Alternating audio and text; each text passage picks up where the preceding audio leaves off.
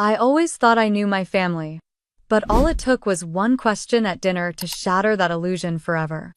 My name is Emily Carter, and I'm 31 years old, living in Portland and running a small design business that's been hanging on by a thread since the pandemic hit. Most days I remind myself to breathe, to keep going, to not let the fear of bills piling up choke me. I never told my parents how hard it's been. I only told my grandmother Lydia. Grandma Lydia is 79 and built her own real estate company with my grandfather before he passed away. She's the type of woman who can walk into any room and make it feel like she owns it, not because of her money but because of the way she carries herself, calm and strong. She's the one person who's always told me to follow my dreams even when I could barely pay rent. My mom Carol is 58 and nothing like Grandma. She's always been obsessed with keeping up appearances, making sure the neighbors think we're the perfect family. She's the type to judge you for wearing the same shoes too many times or for driving an older car even if it still runs fine. Dad, Robert, 60, just sits quietly in the corner letting Mom take the lead on everything. I don't know if he agrees with her or if he's just too tired to fight. And then there's Ryan, my 35-year-old brother who works in finance, and Sophie, my 26-year-old sister still trying to finish grad school. We don't talk about feelings in this family, especially not about money. Everyone has their own way of dealing with Grandma Lydia. Ryan keeps his distance, busy with work and pretending he doesn't need help from anyone. Sophie is polite, but there's always this tension in her shoulders whenever Grandma visits, like she's bracing for something. I used to have someone I could lean on, Adam, my ex. But when my finances started falling apart, so did we. He said he couldn't handle my stress, that I needed to figure out my own life before we could have a future. Maybe he was right, but it still hurt. So when Mom called and said we were having a family dinner, something about her voice made my stomach twist.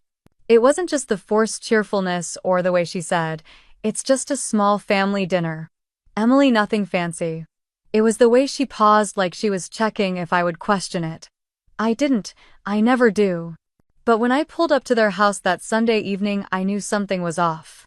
The new landscaping in the front yard was the first sign. My parents had never spent money on anything they couldn't do themselves yet. Here were trimmed hedges, fresh mulch, and lights lining the walkway. Then I saw the new SUV parked in the driveway, shining under the streetlights. My dad had always driven the same old sedan for years, saying there was no need to waste money on something flashy. I stood there for a moment, staring at the reflection of myself in the car window, wondering how they could afford it when nothing in their income had changed. Mom opened the door before I could knock, her smile too wide, her eyes too bright. "Emily, you're here," she said, pulling me into a hug that felt stiff, like she was hugging a stranger she needed to impress. The smell of roast beef and garlic butter hit me as I stepped inside.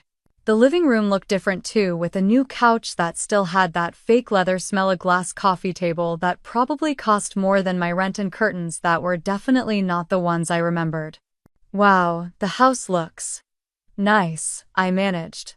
"Just a few upgrades," Mom said, quickly brushing a non-existent crumb from the counter. "You know it was time."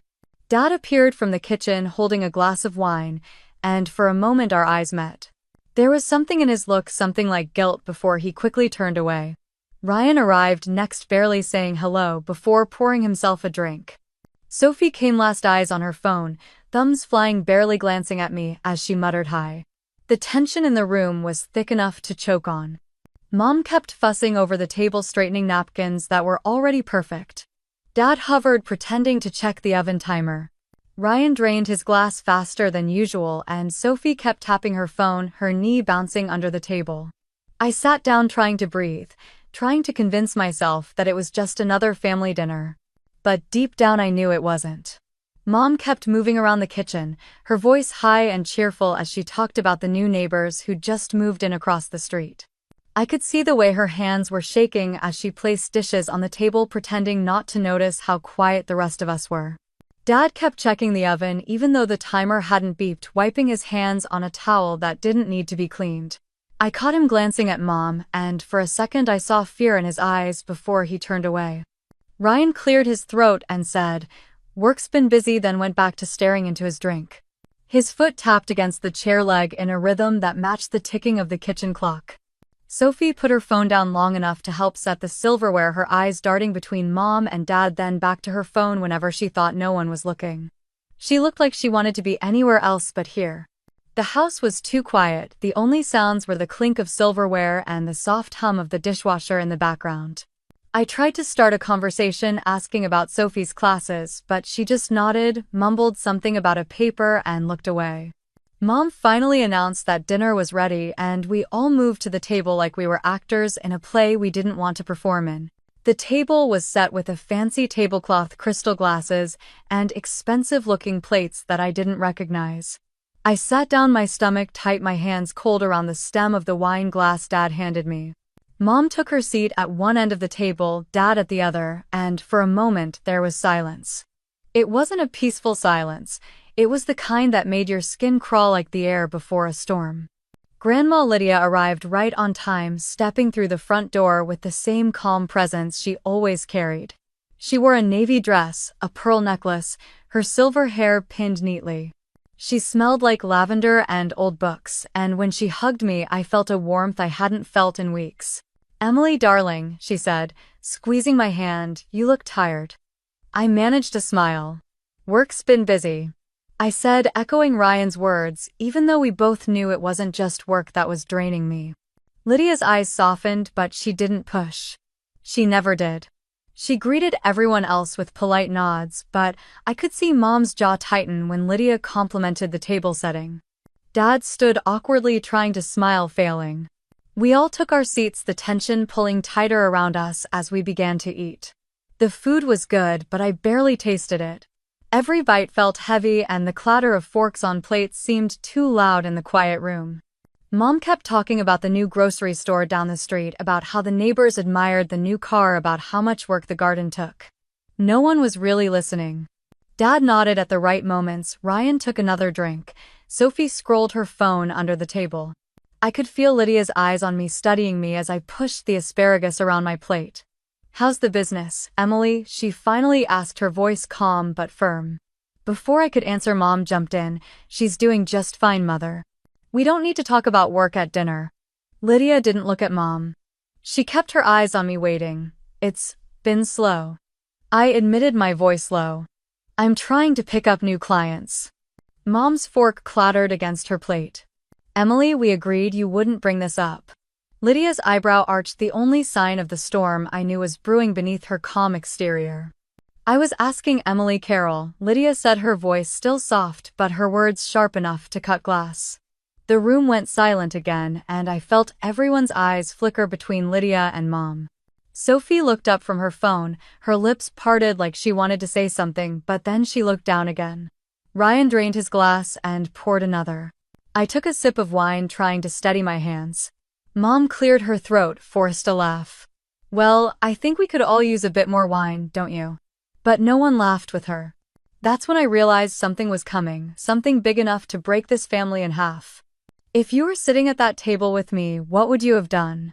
Have you ever felt tension so heavy it filled every breath you took? Don't forget to like and subscribe for more stories like this. Dinner started with candlelight, expensive wine, and forced smiles that hurt to look at.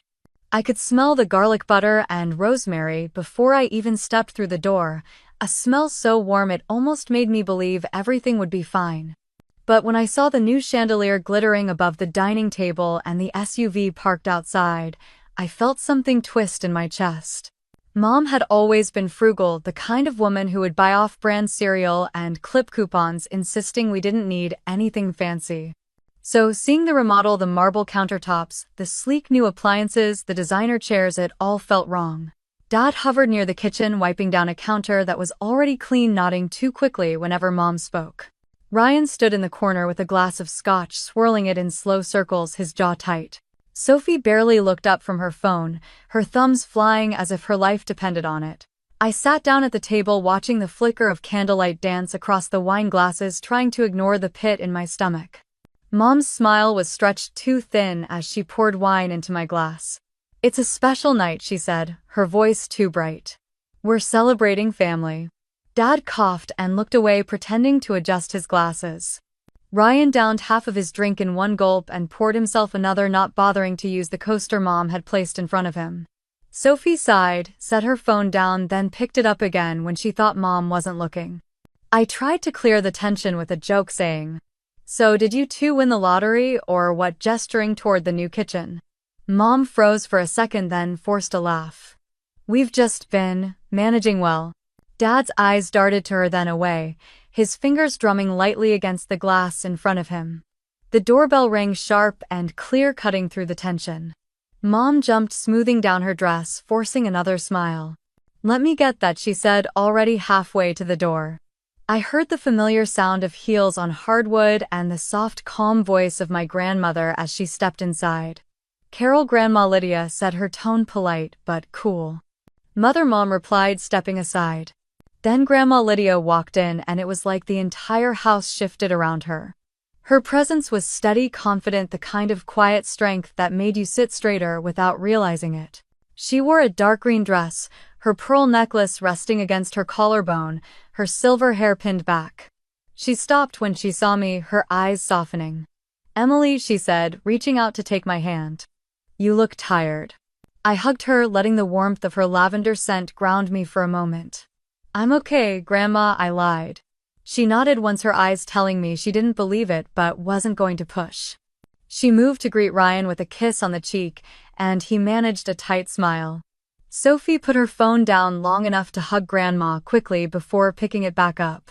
Mom guided Grandma to the seat at the head of the table, the spot that used to belong to Grandpa before he passed.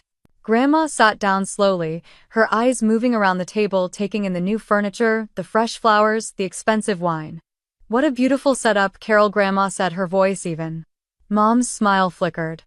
"Thank you, Mother. We just thought it was time to update a few things." Grandma's eyebrow arched slightly, but she didn't say anything else. We all sat, the clink of glasses and the shuffle of chairs the only sounds in the room. The candles flickered, casting shadows on the walls, making the room feel both too bright and too dark at the same time. Mom started talking about the neighbors, about the new store that opened down the street, about the fundraiser she was helping organize at church. Her words were rushed, her hands moving as she spoke, her eyes darting to Dad every few sentences. Dad nodded, adding a quiet here and there, never looking directly at Grandma. Ryan poured another drink. Sophie scrolled through her phone, pretending to listen. I sat there, picking at the edge of my napkin, watching Grandma watch everyone. Her eyes were sharp, moving from Mom to Dad, then to Ryan, then to Sophie, then finally to me. And in that moment I realized Grandma Lydia wasn't just here for dinner. She was waiting for something. Grandma's eyes moved around the table, slow and deliberate, and I could feel the way Mom stiffened under her gaze. Dad cleared his throat and reached for the wine bottle, filling Grandma's glass before she even asked, trying to look useful. Ryan's foot tapped against the floor as he finished his drink, and Sophie's phone buzzed quietly in her hand. We started eating. The only sounds were the clink of forks on plates and the soft hum of the refrigerator. The roast was good, the kind that melted in your mouth, but I could barely taste it. Mom kept talking, her voice too loud in the quiet room. "Mother, did I tell you about the garden club fundraiser?" Mom asked, forcing a smile as she picked up her wine glass. "No, Carol, you haven't," Grandma said, taking a small sip, her eyes never leaving Mom's face. Mom launched into a story about hosting a luncheon for the club, how the neighbors had commented on the remodel, how everyone admired her taste. I watched her hands flutter around as she spoke, her wedding ring catching the light, flashing like a warning. Grandma nodded politely, but I could tell she wasn't listening. She was waiting. "Emily, you should join the club, you know," Mom said, suddenly turning to me. "It would be good for you to meet people, get your name out there for your business." "I don't think a garden club is going to help me find clients, Mom," I said, trying to keep my voice even. Mom's smile tightened and she looked away, picking up her fork again. Ryan let out a short laugh, shaking his head. "Yeah, Mom, I'm sure Emily has better things to do." Mom shot him a look, her lips pressed into a thin line. "Ryan, that's enough." Ryan raised his glass, his eyes hard. "Just saying." Sophie's phone buzzed again and she glanced down, her thumbs moving quickly across the screen. Sophie put the phone away during dinner. Mom snapped, her voice sharp. "I'm finishing something for class," Sophie mumbled, not looking up. "It can wait," Mom said, her voice rising. Sophie's eyes lifted, her jaw set. "No, it can't." The tension in the room tightened like a rope pulling around all of us. I could see the way Mom's face flushed, the way Dad's eyes dropped to his plate, the way Ryan rolled his eyes and took another drink. Grandma set her fork down, the sound of it hitting the plate louder than it should have been. "Carol, let her be," Grandma said softly, but there was an edge to her voice that made Mom freeze. Mom opened her mouth, then closed it, her face pale. I glanced at Grandma and she met my eyes for a moment, giving me the smallest nod as if to say she saw everything, every crack in this perfect dinner. It was then that a memory hit me, a flash of Mom and Grandma arguing in our old kitchen years ago. I was 15, sitting on the stairs, listening as Mom yelled, "You think you're better than me because you made your money, because you built your company with Dad. You don't know what it's like to have to keep up, to have people look at you like you're nothing." Grandma's voice was calm, but I remember how cold it sounded. "No, Carol, I don't know what it's like to care so much about what other people think." Mom's voice cracked. "I'm tired of living in your shadow." And now, all these years later, I saw it again, the way Mom's shoulders tensed when Grandma spoke, the way her eyes flickered with something like fear before she looked away. Grandma picked up her glass, taking a slow sip as she looked around the table. The room felt too quiet, too bright, the air heavy with all the things no one wanted to say. Then Grandma's eyes settled on me, sharp and clear, and I felt my breath catch. In that moment, I knew she was waiting for the right moment, for the right question, the one that would tear this perfect dinner apart. Have you ever felt that moment when you know everything is about to change? What would you have done if you were me? Don't forget to like and subscribe for more stories like this. Everything changed because of one simple question, but no one at that table was ready for the answer. Mom was talking about the neighbor's new landscaping, her voice high and too cheerful as she moved her hands in the air, describing the new stone walkway and how the Johnsons across the street were finally getting their driveway repaved. Dad nodded, staring at his plate, his fork moving food around but not eating. Ryan's glass was empty again and he reached for the bottle without looking at anyone. Sophie's phone buzzed, but she ignored it, eyes fixed on her water glass. I tried to focus on Mom's words, but they were just noise filling the space because no one wanted to face the silence. That was when Grandma Lydia set down her knife, the soft click loud in the quiet room. She wiped the corner of her mouth with her napkin, folded it carefully, and looked straight at me. "Emily," she said, her voice calm, "is the $2,000 I've been sending you every month enough to help you through this tough time?" The words didn't register at first. They floated above the table, landing softly before tearing everything apart. I blinked, trying to process what she had just said. "What?" I asked, my voice small, almost a whisper. Out of the corner of my eye, I saw Dad's hand shake as he tried to set his wine glass down. It slipped from his fingers, hitting the edge of his plate before crashing to the floor, red wine spreading across the tiles like a dark stain.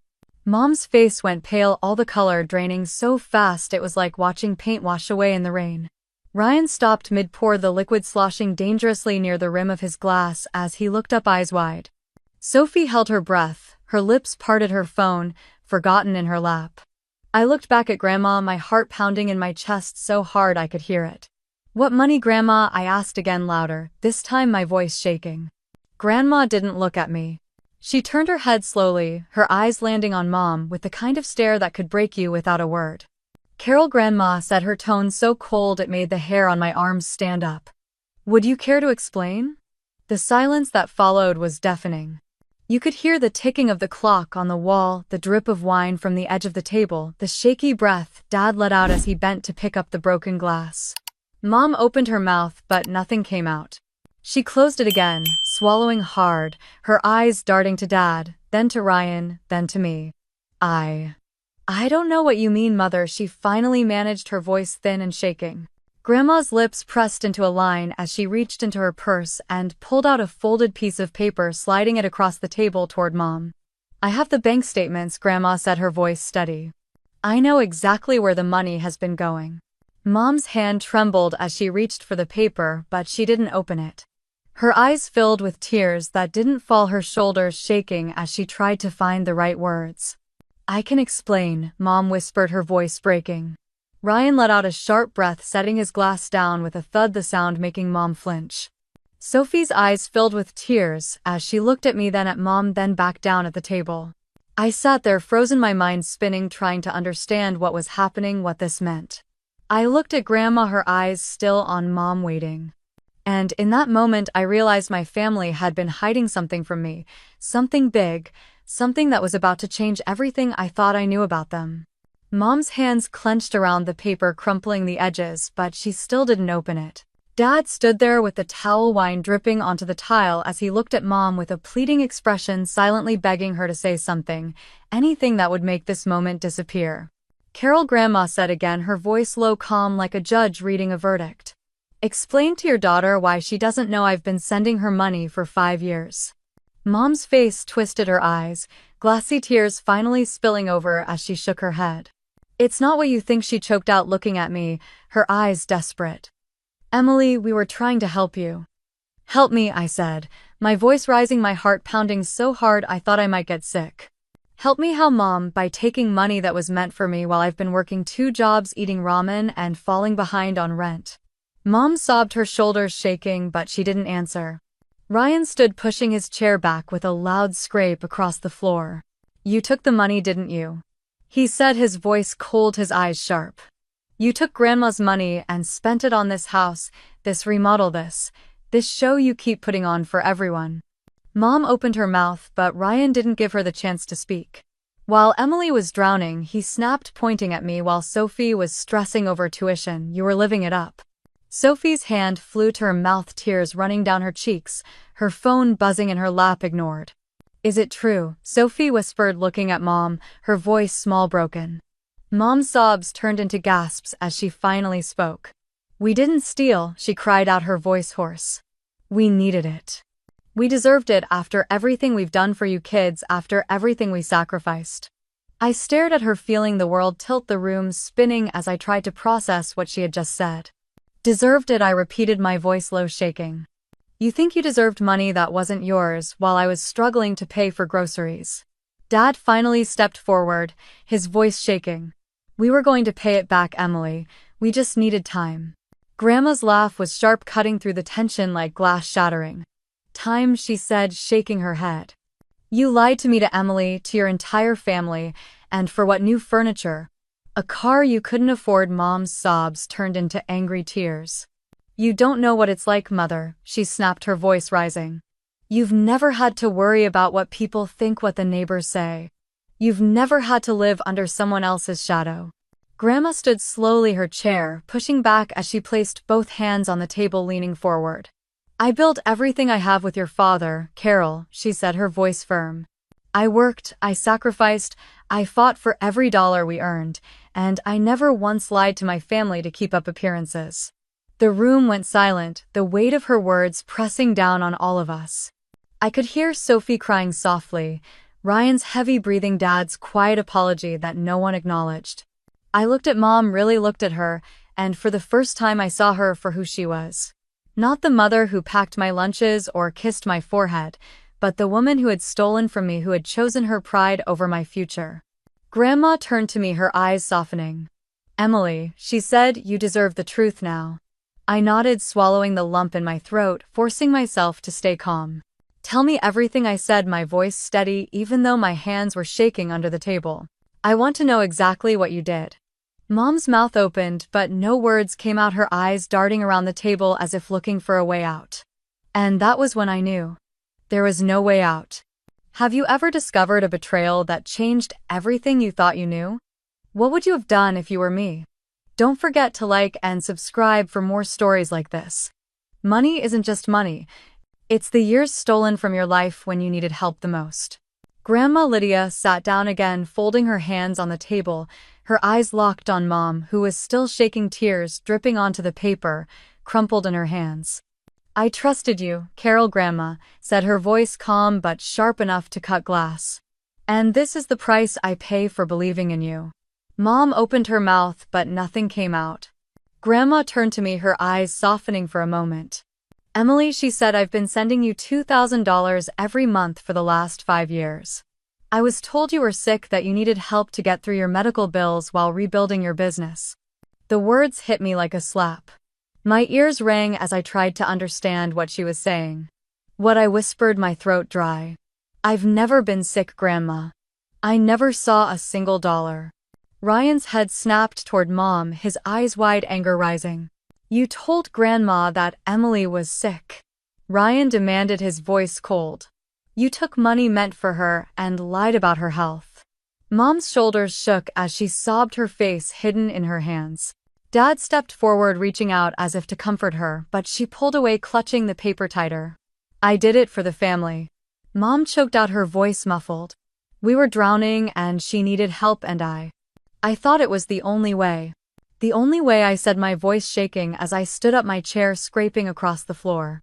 While I was working 2 jobs, barely paying rent, skipping meals so I could pay off my loans, you were taking money meant for me to buy a new kitchen and a car. Sophie's eyes were wide, tears streaming down her cheeks as she shook her head. You told me I needed to drop out because it was too expensive, Sophie whispered, looking at Mom with betrayal in her eyes. All those nights I cried thinking I was ruining the family, and you had the money the whole time. Mom reached toward Sophie, but she pulled away, covering her mouth with her hand. Grandma pulled out another paper from her purse and placed it on the table. These are the trust documents, she said, her voice steady. The funds I set aside for each of my grandchildren's education. Ryan grabbed the papers, flipping through them, his eyes moving quickly. You took this too, he asked, looking at Mom, his voice rising with each word. You drained the trust funds. The down payment I was saving for my house, the money for Sophie's tuition, for Emily's college loans. Mom sobbed harder, her words coming out in a rush. We were going to pay it back, she cried. We just needed more time. Robert's job was unstable and we had bills and the credit cards, and you stole from your own children. Grandma interrupted, her voice like ice. Don't you dare call it anything else. Dad's hands were trembling as he wiped his forehead, his face pale. Mom, how could you? I asked, my voice breaking. All those nights I thought I was a failure, that I was the reason we were struggling, that I was the burden. Mom's face crumpled as she looked at me. You were never a burden, she sobbed. We couldn't keep up anymore. Ryan slammed the papers down on the table, the sound echoing in the room. You couldn't keep up with what, Mom? Ryan snapped. Your pride, the neighbors, your stupid image. Sophie was crying, her shoulders shaking, whispering, I can't believe this, over and over. Grandma sat silently, her eyes on Mom, waiting. And that was when Dad's voice broke through, low and shaking as he looked at Grandma. If this gets out, Lydia, Dad said, his voice barely above a whisper, we'll lose everything. Dad's words hung in the air like smoke we couldn't clear. If this gets out, we'll lose everything. I turned to him, feeling heat rise in my face, anger flooding every nerve in my body.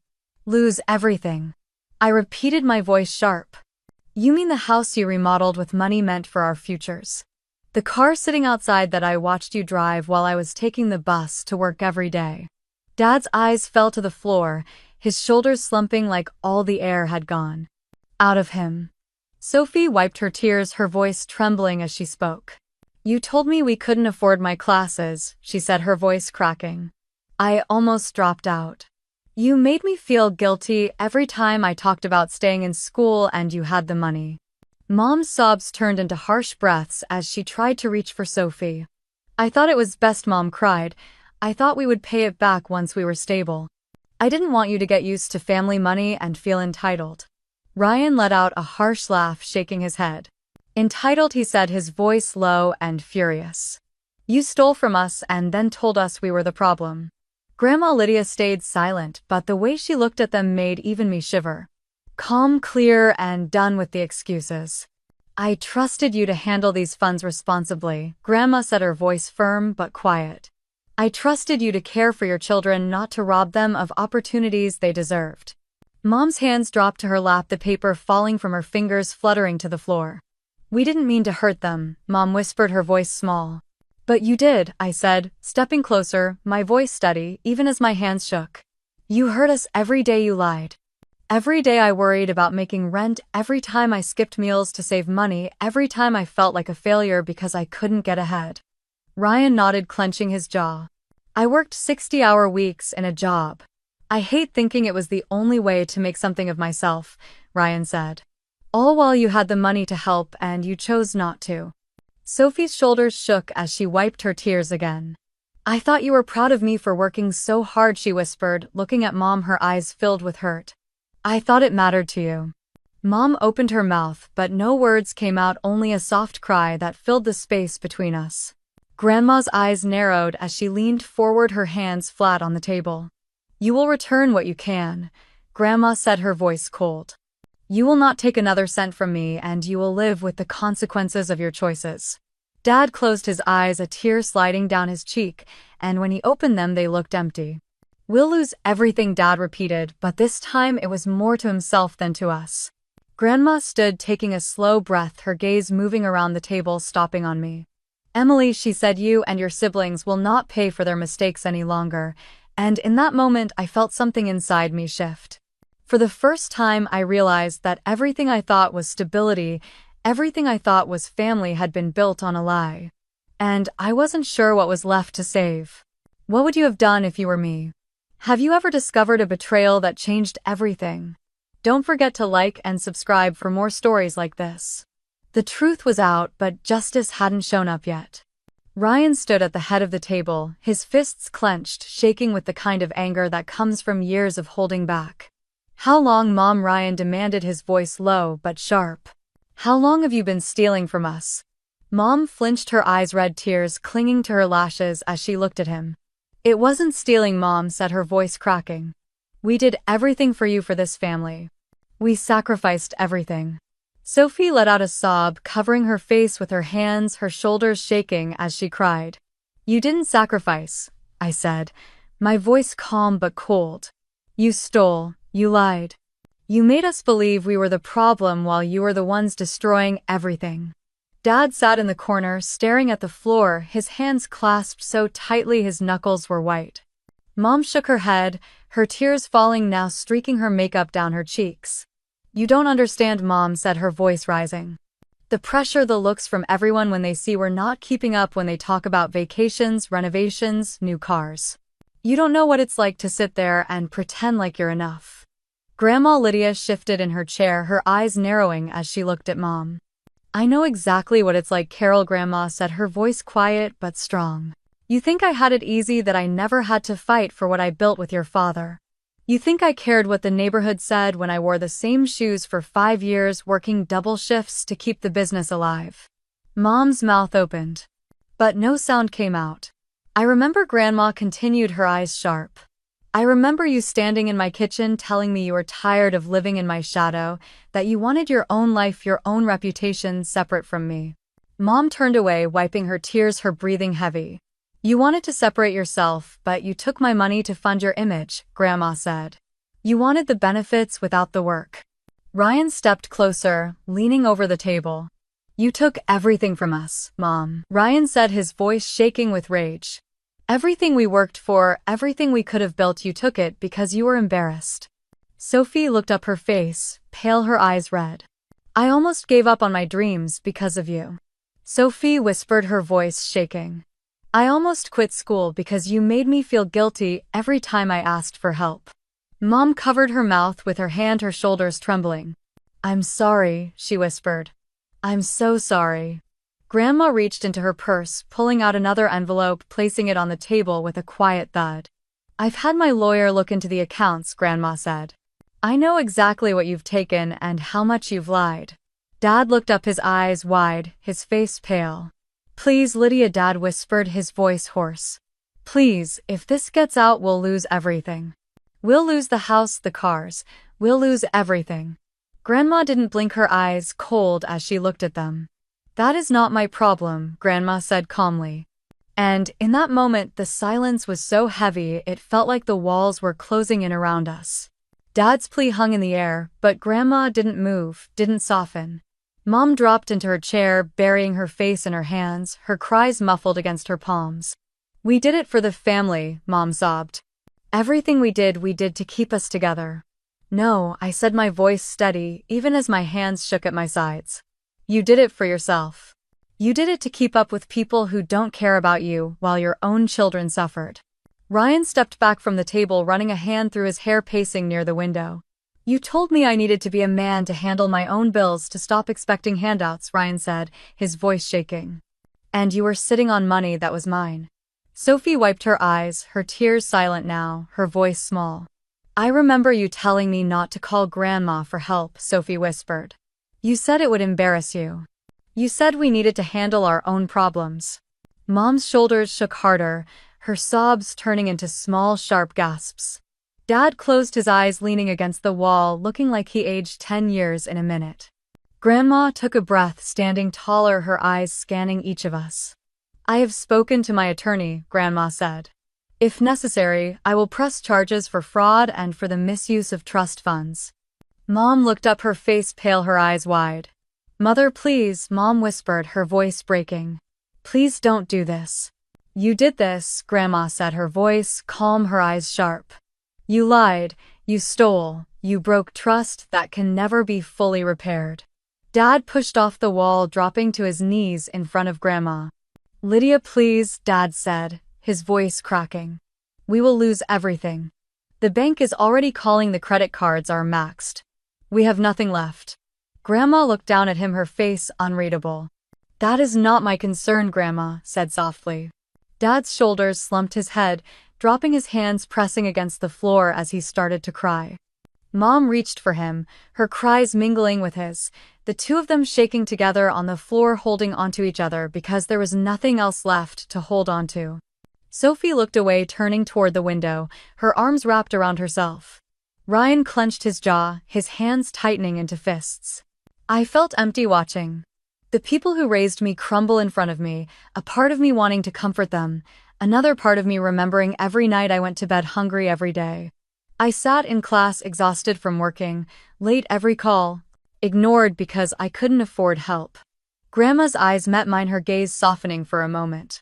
From now on, Grandma said, her voice clear, cutting through the sobs, all support I give will go directly to Emily, Ryan, and Sophie. She paused, letting the words sink in. It will not go through you again. The room went silent. The only sound was the quiet hum of the refrigerator, the soft whimpering of my parents, as they realized there was no way back from this. And in that silence, I knew everything had changed forever. Have you ever witnessed the people you trusted most fall apart right in front of you? What would you have done if you were me? Don't forget to like and subscribe for more stories like this.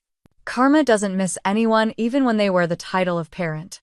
After that dinner, Grandma Lydia moved fast. She called her attorney the next morning, making sure every cent she intended for me, Ryan, and Sophie would go directly to us. No more middlemen. No more excuses. A week later, I woke up to a notification on my phone. A direct deposit from Grandma, enough to pay off the last of my student loans, enough to clear the debt that had been crushing me for years. I sat there on the edge of my bed, the morning light creeping through the blinds, letting the reality of it sink in. I was free. The weight I had carried on my shoulders since I was 18 was gone. I used the rest to buy new equipment for my design studio, replacing my old laptop with one that didn't overheat every hour, buying a camera I had only dreamed of owning, and putting down a deposit on a small studio space in a building downtown. The day I signed the lease, I called Ryan and he laughed, really laughed for the first time in years. I quit today, he said, his voice full of relief. I'm done with that corporate hellhole. I'm starting my own consulting firm. It's small, but it's mine. Sophie stayed in school, her shoulders lighter, her laughter returning as she stopped worrying about dropping out. She called me after her first week back in classes. I feel like I can finally breathe, and Sophie said, her voice bright. For the first time, I'm studying because I want to, not because I'm trying to prove something. Meanwhile, Mom and Dad's world fell apart. The bank repossessed the SUV first. I saw it when I drove past the house one morning, a tow truck pulling it away while Mom stood on the porch, clutching her robe, tears on her face.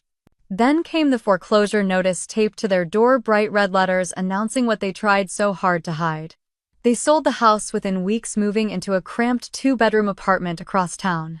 The living room windows faced a brick wall, and the only furniture they could take with them was what they could fit in the back of a borrowed truck. Mom called me one night, her voice quiet, almost small. Emily, she said, I just wanted you to know. I'm sorry. But there was something in her voice, a sharpness, a heaviness that didn't sound like real regret, more like regret that she got caught. I know, Mom, I said, and I meant it.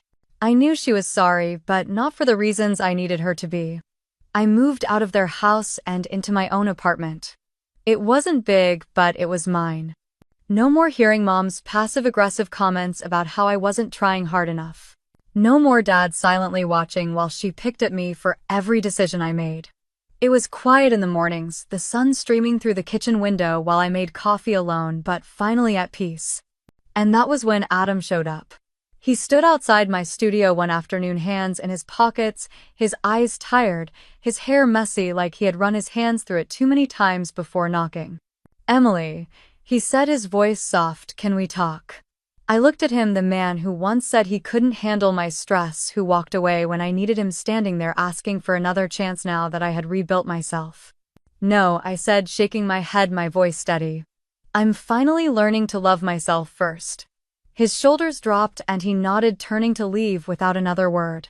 I closed the studio door behind me, locking it, leaning back against it as I let out a long breath, feeling stronger than I had in years. A week later, I opened my mailbox and found a letter addressed to me in Mom's handwriting. "Have you ever had to choose yourself after years of choosing others? What would you have done if you were me? Don't forget to like and subscribe for more stories like this." I stood in my kitchen, the letter from Mom trembling in my hands. The envelope was thin, her handwriting slanted across the front, my name written with the same careful loops she used on birthday cards when I was a child. I turned it over my thumb, hesitating at the flap, wondering if I was ready to read whatever excuse, whatever plea she had written inside. I tore it open anyway. "Dear Emily, I know I've hurt you. I know you don't trust me anymore, and maybe you never will. I don't expect you to forgive me, but I need you to understand why I did what I did. We were drowning. The bills, the mortgage, the pressure to keep up, it all felt like it was swallowing me whole. I didn't know how to ask for help, not from you, not from your grandmother, not from anyone. Your father and I made mistakes, but we did it for the family. We did it for you and your siblings, to give you a home, to give you stability. I know it doesn't look that way now, but I need you to believe me. I miss you. I miss having you here, hearing your laugh, seeing you sit at the kitchen table while I made coffee. I know I don't deserve it, but I'm asking you to give me a chance to explain face to face. Please, Emily. Love, Mom." I read it twice, my hands shaking, my breath catching in my throat. The words blurred, anger and sadness swirling inside me, heavy in my chest. She still didn't get it. She still didn't see that the family she claimed to protect was the same family she had betrayed, piece by piece, dollar by dollar, until there was nothing left but silence and resentment. I set the letter down on the counter, pressing my palms against the cool surface, closing my eyes as I let out a slow breath. I thought about the nights I spent working until 2 in the morning, the cold walks home when I couldn't afford a lift, the weeks I skipped meals to make rent, the moments I almost called her for help but didn't because I knew what she would say. That I needed to figure it out on my own. That I needed to be strong. That it wasn't her problem. I looked around my small kitchen, the morning sun pouring through the window, the plants on the sill thriving in the light, the quiet piece of a space that was mine. Truly mine, paid for with my work, my sweat, my choices. My phone buzzed on the counter, a message from Sophie. "Are you okay?" I picked it up, staring at the screen for a moment before typing back. "I will be." I slipped the letter into a drawer, shutting it softly, letting the silence settle around me again. Mom wanted me to come back, to sit at the same table, to pretend like it could ever be the same again. But I couldn't. Not yet. Maybe not ever. And as I stood there letting the morning air fill the room, I knew one thing for sure: karma was real. And sometimes it looked like a daughter finally choosing herself. Have you ever had to choose your own peace over family? What would you have done if you were me? Don't forget to like and subscribe for more stories like this. Forgiveness isn't weakness. It's a choice to set yourself free. I agreed to meet them at a small coffee shop on Hawthorne 1 with brick walls and mismatched chairs, a place that smelled like burnt espresso and cinnamon scones. Mom was already there when I arrived, sitting at a corner table, her hands wrapped around a paper cup she wasn't drinking from. Dad sat next to her, quiet, his eyes on the floor, his shoulders hunched like the weight of everything had finally caught up to him. I took the seat across from them, folding my hands in my lap, waiting. Mom looked up at me, her eyes, red mascara smudged beneath them, her lips pressed together before she finally spoke. "Emily," she said, her voice shaking, "I don't know how to start." I didn't say anything. I waited. Tears filled her eyes, spilling over as she let out a shaky breath. I was so scared, Mom said, her voice cracking. Scared of falling behind, of people looking at us like we were nothing, like we were failures. Dad's hands tightened around his cup, the paper crumpling under his grip. I thought if we could just keep up, Mom continued, wiping her tears with the back of her hand, if we could look like we were okay, then maybe everything would be okay. She looked at me, her eyes pleading. I didn't want you to see us as weak, she whispered. I didn't want you to feel ashamed of us. Dad finally looked up, his eyes tired, sunken. She's right, Dad said, his voice low, rough. But it doesn't excuse what we did. We took what wasn't ours. We hurt you, we know that. I swallowed, the coffee shop sounds fading around me, replaced by the quiet thud of my heart in my chest. I understand why you did it, I said, my voice calm even. But understanding isn't the same as forgiving. Mom let out a sob, covering her mouth with her hand, her shoulders shaking. Dad reached for her, pulling her into his side, holding her as she cried. I'm sorry, Emily, Dad said, his voice barely above a whisper. I wish we could give it all back, but we can't. I nodded, feeling the weight of the moment, the heaviness of everything we'd lost, everything they'd stolen. I don't expect you to pay it back, I said quietly. I don't expect anything from you anymore. Mom looked up, her face crumpled, her eyes desperate. Does that mean you forgive us? She asked. I paused, taking a deep breath, letting it out slowly. No, I said, shaking my head. Not yet. Maybe not ever. But I don't hate you. Her face fell, but she nodded, tears slipping down her cheeks. I needed to hear that, she whispered. I stood, pulling my coat around me, looking at them one last time before I left. As I stepped outside, the cold air hit me, filling my lungs, reminding me that I was alive, that I was free, that I was allowed to keep moving forward. My phone buzzed in my pocket. It was Grandma Lydia. You don't owe them anything, Emily, she said when I answered, her voice steady, warm. I know, I replied, looking up at the gray Portland sky, letting the drizzle land on my face, washing away the last pieces of guilt I didn't need to carry anymore. And for the first time, I believed it. I walked home from that coffee shop with the cold air biting at my face. Every step felt like I was leaving another piece of the past behind me on that rain-slicked Portland sidewalk. I didn't look back. When I got home, I hung my coat, made tea, and sat at my small kitchen table. I let the warmth of the cup in my hands remind me that I was safe, that I was allowed to choose myself. The next morning, I opened my studio early, the sun barely peeking over the city rooftops. I turned on the lights, letting them flood over the white walls, the new equipment Grandma helped me buy humming softly as it warmed up.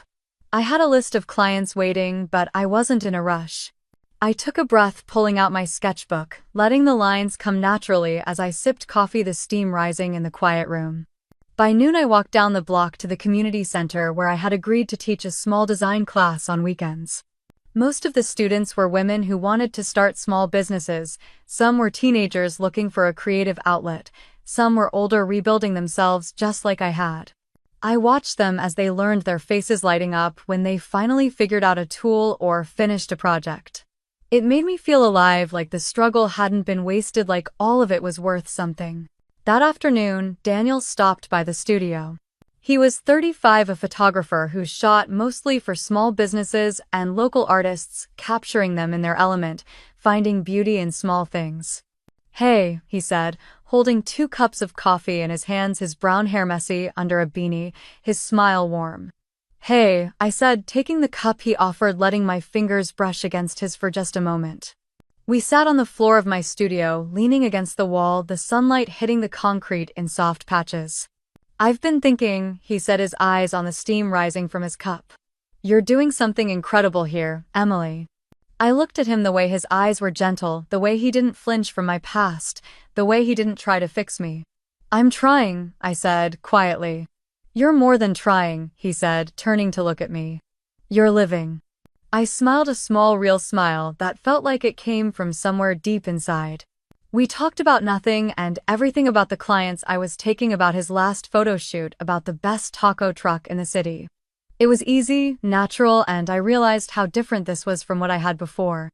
I didn't need him to complete me. I didn't need him to fix me. I just liked who I was when I was around him. That night, I walked back to my apartment alone, the streetlights glowing the city alive around me, and I felt like I was finally breathing. When I got home, there was a voicemail from Grandma Lydia. "Emily," she said, her voice calm but serious, "I wanted you to know before you heard it from someone else." I sank into the couch, clutching my phone as I listened. "Your father was admitted to the hospital this afternoon. Stress, they think. He's stable, but I thought you should know." She paused, her voice softening. "Do you want to go see him?" I stared at the dark ceiling, the city noises outside the window, my breath catching in my throat, because in that moment, I realized I had a choice to make. Have you ever had to decide between protecting your peace or answering a call from your past? What would you have done if you were me? Don't forget to like and subscribe for more stories like this. I lost a family, but I found myself. I walked into the hospital the next morning, the smell of antiseptic sharp in the air, the squeak of my shoes on the linoleum reminding me I didn't belong here anymore. I found Mom sitting in a stiff plastic chair outside Dad's room, her hands twisting a tissue that was already falling apart. She looked up when she saw me, her eyes red, her shoulders hunched like the weight of the world was pressing her down. "Emily," she said, her voice cracking. I nodded but didn't move to hug her. I didn't sit. I stood there, holding my bag tightly, letting the silence stretch between us. "He's stable," she whispered, glancing at the closed door. "They said it was stress. I think it's everything." I took a breath, letting it fill my lungs before I let it out slowly. "I don't hate you," I said, my voice steady, even though my hands were shaking. "But I can't trust you anymore." Her face crumpled, tears spilling down her cheeks, her hands covering her mouth as she sobbed. "I'm sorry," she cried, the words muffled. "I'm so sorry." I stood there, letting her words hang in the air, letting the moment exist without rushing to fix it, without rushing to comfort her. "I know," I said finally. "But that doesn't change what happened." She looked up at me, her eyes begging for something I couldn't give. Dad's nurse opened the door, poking her head out, giving us a soft smile. "You can go in," she said. I stepped past Mom, pushing the door open, the quiet beep of the monitors greeting me as I walked in. Dad lay in the bed, looking smaller than I had ever seen him, his hair messy, the lines on his face deeper, his eyes tired as they met mine.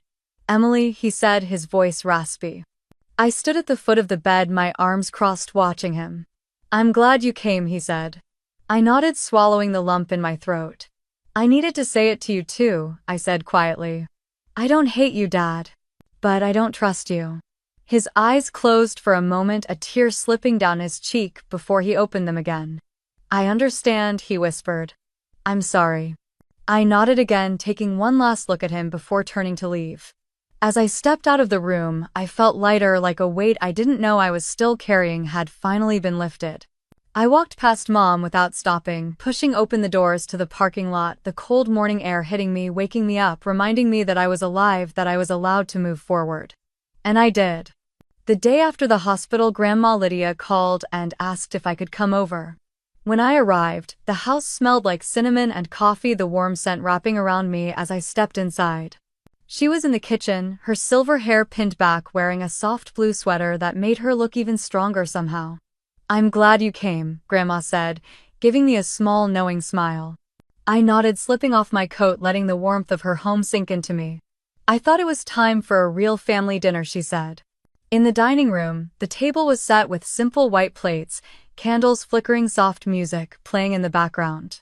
Ryan was already there helping Sophie with the drinks, and Daniel stood near the window, his camera bag at his feet, his eyes lighting up when he saw me. "Hey," Daniel said, giving me that soft smile that never made me feel small. "Hey," I replied, feeling something warm bloom in my chest. We sat down, the five of us, Grandma, Ryan, Sophie, Daniel, and me. No pretending, no heavy secrets sitting between us, no expectations we couldn't carry. Grandma raised her glass, her eyes moving around the table, stopping on each of us. "To a new family," she said. We clinked glasses, the sound soft, real, echoing in the quiet room. As we ate, we talked about small things, real things, about Sophie's classes, about Ryan's new clients, about the photo project Daniel was working on, capturing small businesses around Portland. I told them about the class I was teaching, about the women who were learning to design their own logos, about the teenager who stayed late to practice because it was the only place she felt safe. Sounds like you're changing lives, Daniel said, his eyes warm proud. Maybe I said, a small smile tugging at my lips. But I think they're changing mine too. After dinner, we moved to the living room, the lights low, the rain tapping softly against the windows. I sat next to Grandma, leaning into her as she rested her hand over mine. I'm proud of you, Emily, she said quietly. I'm trying, I replied. You're living, she corrected, her eyes twinkling. We sat there, the others laughing softly across the room. Daniel looking over at me with that steady gaze that didn't demand anything, that only offered comfort. In that moment, I realized I had built something real, something honest, something that wasn't tangled up in lies or stolen money. I had found a family again, not the one I was born into, but the one I chose, the one that chose me. The next morning, I opened my studio early, the light pouring in through the big windows, catching on the plants I had lined up on the sill. I brewed coffee, letting the smell fill the space, letting the peace of the moment settle around me.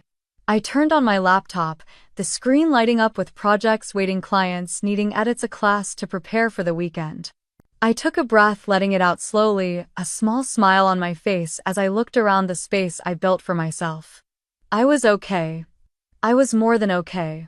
If you've ever been betrayed by the people you trusted most, what would you have done? Have you ever had to let go of your past to build a future that's truly yours? Share your story in the comments. And don't forget to like and subscribe for more stories of justice, healing, and quiet revenge.